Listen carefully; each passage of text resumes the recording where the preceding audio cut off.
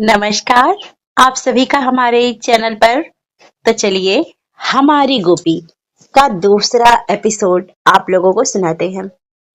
तो हमने अब तक की कहानी में बताया था कि गोपी जब ज्यादा नंबर लाती है तो उसके मामा जी तो उसकी तारीफ करते हैं, लेकिन वही उर्मिला जी उसे थप्पड़ मार देती हैं। तो चलिए आगे की कहानी हम आपको बताते हैं। उर्मिला जी गोपी को जब थप्पड़ मार देती हैं तो गोपी रोती हुई अपने कमरे में चली आ जाती है। ये कमरा गोपी का था। ये उसका कमरा नहीं, ये तो एक स्टोर रूम था। एक स्टोर रूम यानी कि कबाड़ खाना, जो सीढ़ियों के नीचे बना हुआ था। ये एक बहुत ही पुराना सा कमरा था जहाँ पर उर्मिला अपने घर के कबाड़ रखती थी।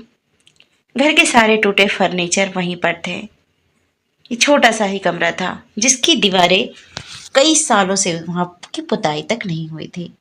प्लास्टर भी जगह जगह से उधर चुके थे।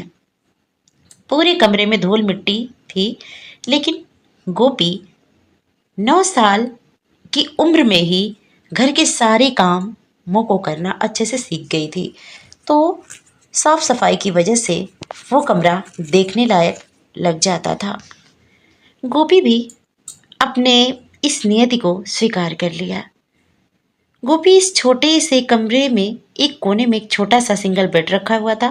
पास ही एक टेबल थी जिस पर गोपी के माँ पापा की तस्वीर रखी हुई थी। उसके पास एक छोटी सी अलमारी रखी हुई थी, लकड़ी की, बहुत पुरानी।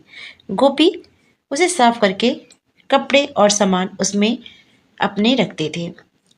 गोपी के पास ज्यादा कपड़े नहीं थे। जो उसके साथ थे वो सिर्फ राशि के ही कपड़े थे, और हमेशा उसे राशि का उतरा हुआ और पुराना कपड़ा ही पहनने के लिए मिलता था। कमरे में एक पंखा था, पुराना सा, वो भी मामा ने लगा दिया था, वरना मामी ने तो उसे गर्मी में मारने के लिए छोड़ दिया था। गोपी मरे चाहे जिए, उर्मिला को कोई मतलब नहीं था, लेकिन मामा कहीं ना कहीं थोड़ा बहुत प्यार गोपी से करते थे, और उर्मिला तो बस यही चाहती थी कि किसी तरह ये लड़की मर जाए। वहीं दूसरी तरफ कोने में घर का सारा कबाड़ रखा हुआ था।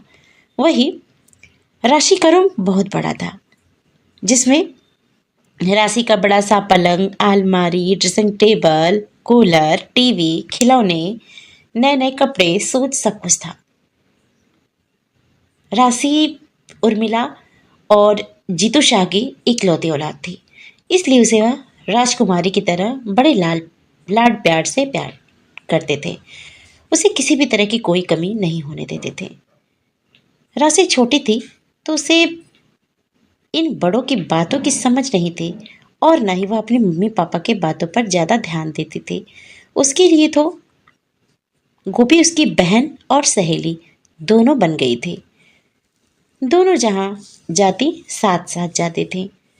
राशि और गोपी अपने साथ दोनों हर जगह एक साथ ही जाती थी।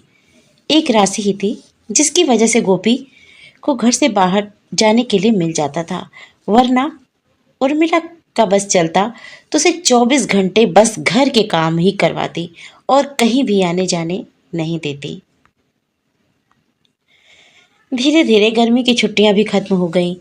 स्कूल फिर से शुरू हो गए, लेकिन मामा और मामी ने गोपी को आगे पढ़ने स्कूल भेजना ही छोड़ दिया। इसलिए गोपी अब स्कूल नहीं जाती थी। घर पर रहकर घर के सारे काम करते थे। सिर्फ राशि अकेले स्कूल जाती थी। राशि ने अपने मम्मी पापा से गोपी को स्कूल भेजने के लिए कहा, लेकिन उर्मिला ने एक झूठी कहानी सुना दी कि बेटा, मेरी तबीयत बहुत खराब रहती है, तेरे पापा भी ज़्यादा नहीं कमाते, उनके सारे पैसे मेरे इलाज में ही खत्म हो जाते हैं, और कोई घर पर भी होना चाहिए मेरा ख्याल रखने के लिए। गोपी तुझसे ज़्यादा समझदार है और काम में भी अच्छी है, इसलिए वो मेरा घर पर ख्याल रखा करेगी और तुम स्कूल जाया करना। माँ की फिक्र के कारण फिर उसने गोपी को स्कूल भेजने के लिए नहीं बोला। गोपी ने अपनी क्लास में टॉप किया था, इसलिए स्कूल के सभी टीचर गोपी को अच्छे से पहचानने लगे थे और सबको गोपी का स्कूल न आना बहुत खटकता था। उसी स्कूल में गोपी की एक मैम थी। वो एक दिन राशि से कहती हैं, राशि, मैं कितने दिनों से देख रही हूँ कि तुम अकेले स्कूल आती हो। तुम्हारी बहन गोपी कहाँ है? तुम्हारे साथ क्यों नहीं आती? कहाँ है वह? क्या उसकी तबीयत खराब है? वह स्कूल क्यों नहीं आती? राशि, मैम, गोपी अब से स्कूल नहीं आएगी। वो मम्मा की तबीयत खराब रहती है, उनका ख्याल रखने के लिए कोई चाहिए ना, इसलिए मम्मा पापा ने उसे स्कूल में पढ़ाने के लिए मना कर दिया है। वह कहकर, अब मैं जाऊँ मिस, मुझे क्लास के लिए लेट हो रहा है, वह चली गई। उस टीचर ने सोचा, एक बार राशि की मम्मी से बात करनी चाहिए। आखिर वह गोपी को क्यों स्कूल नहीं भेज रही हैं? ऐसी भी क्या वजह है? गोपी बस 9 साल की ही तो है। ऐसा सोचकर वह स्कूल की छुट्टी होने के बाद सीधे राशि के घर चली गई। राशि का घर स्कूल टीचर उर्मिला से, उर्मिला जी, आप गोपी को स्कूल क्यों नहीं भेज रही हैं? बहुत दिन हो गए स्कूल शुरू हुए। क्या उसकी तबीयत खराब है? क्या आपने उसे घर के काम करने के लिए रोका है? उर्मिला, नहीं, ऐसा कुछ भी नहीं है। घर के सारे काम मैं खुद करती हूँ। वो तो बस गोपी ही आगे पढ़ना नहीं चाहती। हम तो कहते हैं उससे स्कूल जाया कर, पर वह नहीं पढ़ना चाहती, तो हम क्या कर सकते हैं? तभी गोपी अचानक से अपने मैम के लिए पानी लेकर आती है, क्योंकि उसे अपनी मैम की आवाज़ सुनाई दे जाती है। स्कूल टीचर गोपी से, मैंने सुना है तुम आगे पढ़ना नहीं चाहती हो। क्यों, क्या हुआ? तुम तो बहुत होनहार हो।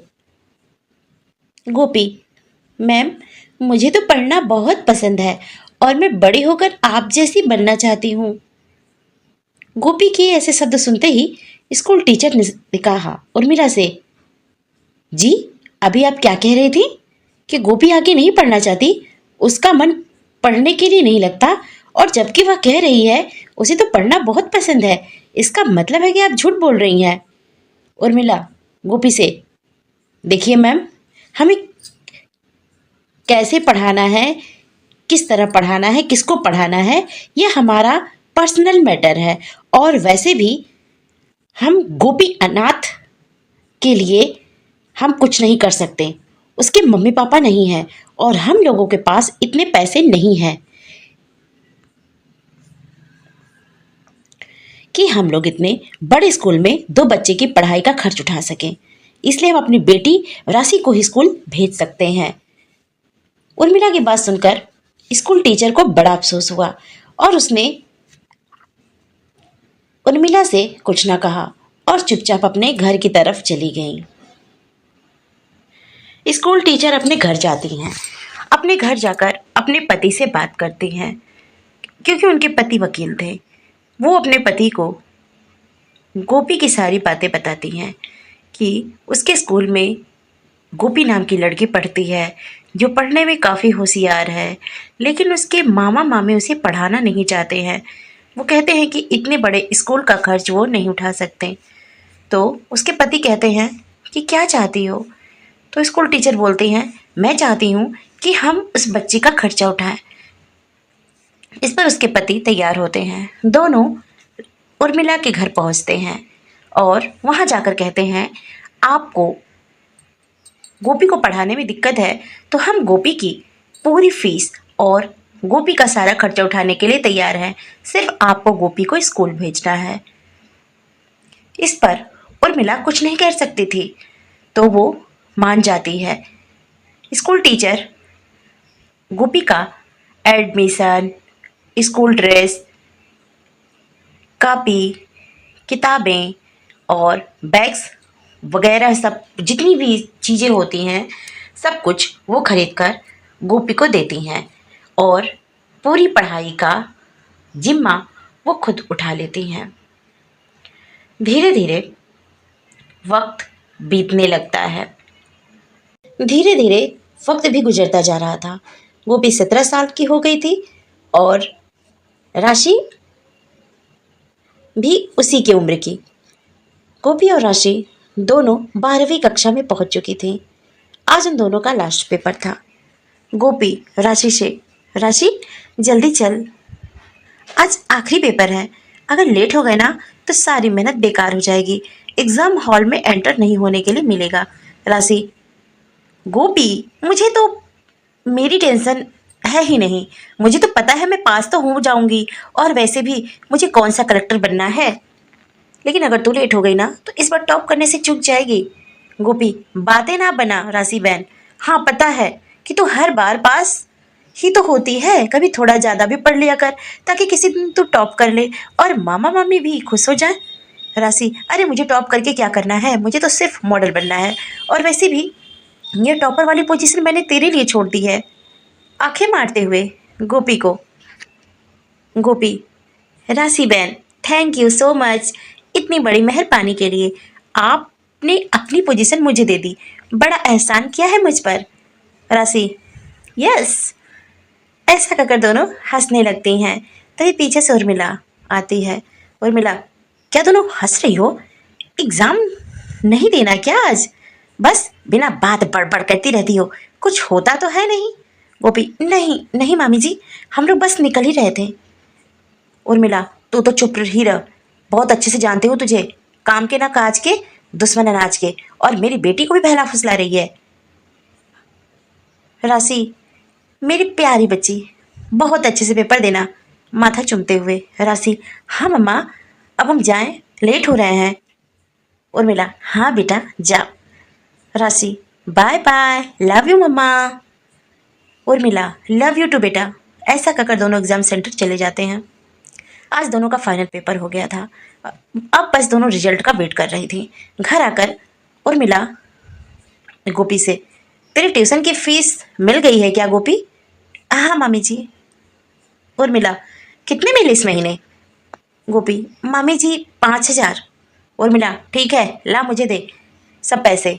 गोपी ने सारे पैसे मामी के हाथ में रख दिए। उर्मिला, ठीक है, एक काम कर, यह 4,000 मैं रख रही हूँ, और यह पकड़ 1,000, अपने लिए कुछ कपड़े खरीद लेना, वैसे भी तेरे कपड़े बहुत पुराने हो गए हैं, कहीं किसी दिन फट गए तो लोगों को क्या मुंह दिखाएगी, सारी की सारी इज्जत एक बार में ही हवा हो जाएगी। इतना कहकर जोर से हंसते हुए उर्मिला अपने कमरे में चली गई। बेचारी गोपी के आंखों से आंसू बहने लगे। पिछले 2 सालों से पढ़ाई के साथ साथ बच्चों को ट्यूशन पढ़ाती थी गोपी, ताकि कुछ अर्निंग हो सके और उसके खर्चे निकल सके, अपने लिए कुछ कभी अच्छा खरीद ले। लेकिन वह जितना भी कमाती थी उसके सारे के सारे पैसे उर्मिला घर खर्च के नाम पर उसे छीन लेती थी। बेचारी के हाथ से 100-200, बहुत हद तक 500 ही आते थे। कपड़े वह हमेशा राशि के ही पहनती थी, जो पुरानी हो जाती थी। लेकिन जब से राशि पर मॉडल बनने का भूत सवार हुआ है, राशि ने वेस्टर्न कपड़ों को पहनना शुरू कर दिया। तो अब गोपी को सिंपल लेगी और कुर्ती सूट यही सब पसंद था, और वह यही सब पहनती थी। लेकिन राशि तो वेस्टर्न कपड़े पहनती थी, तो गोपी को अब राशि के पुराने कपड़े नहीं मिलते थे, इसलिए उसके कपड़े भी बहुत पुराने हो गए थे और कुछ तो फट भी गए थे। इसलिए आज मामी ने उसे 1,000 रुपये दिए, नहीं तो वह उसे 100-200 से ज़्यादा कभी ना देती। गोपी ने चुपचाप 1,000 अपने पास रख लिया और मार्केट में जाकर अपने लिए कुछ सस्ते कपड़े खरीदने लगी। कपड़े खरीदकर दोनों घर आई। आखिरकार उनके 12 का रिजल्ट भी निकल गया। गोपी ने क्लास में फर्स्ट, यानी कि उनकी फर्स्ट पोजीशन जो थी गोपी की, वही फर्स्ट पोजीशन आई। सारे घर में चहल पहल हो गई। मामा जी खुश थे और राशि भी खुश थी कि उसकी बहन ने अच्छे नंबर से पास किया है, टॉप किया है। लेकिन उर्मिला तो जल रही थी। लेकिन अब कर भी क्या सकती थी। धीरे धीरे कुछ समय यूं ही निकल जाता है। दोनों कॉलेज में एडमिशन लेती हैं और साथ में गोपी की ज़िंदगी में एक नया सफ़र शुरू होता है। वो है गोपी की ज़िंदगी में उसके पति अहम का आना। तो आगे की कहानी अगले दिन सुनाऊंगी। आज की कहानी में बस इतना ही। बने रहिए हमारे चैनल पर। तब तक के लिए आप सभी को दिल से धन्यवाद। ज़्यादा से ज़्यादा लोग मुझे सब्सक्राइब करें, मैं आगे कहानी ज़रूर सुनाऊंगी। आप सभी को दिल से धन्यवाद।